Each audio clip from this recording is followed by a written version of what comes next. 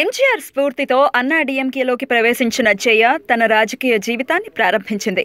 ఆంగ్లంలో ఆమె వాగ్దాటిని గమనించిన ఎంజీఆర్ ఆమెను రాజ్యసభకు నామినేట్ చేశారు. అయితే 1987లో ఎంజీఆర్ మరణించడంతో ఆయన వారసురాలుగా నిరూపించుకునేందుకు జయ తనదైన రాజకీయాలు మొదలుపెట్టారు.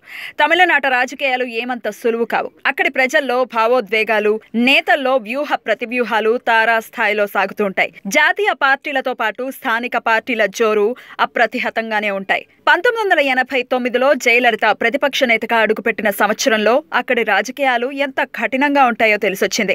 ఆ ఏడాది ఆమెను నిండు శాసనసభలో ఆమె చీరని చింపి అవమానించారు.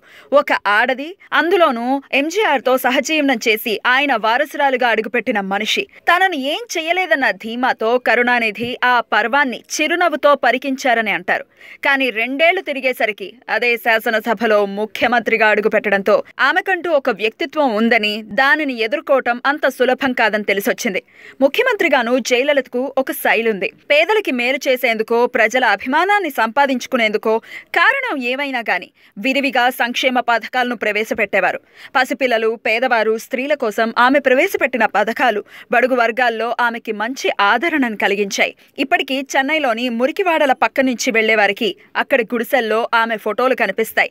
అదే సమయంలో కొన్ని దూకుడు నిర్ణయాల వల్ల ఆమె కఠినమైన అధినేత్రిగా కూడా పేరొందారు.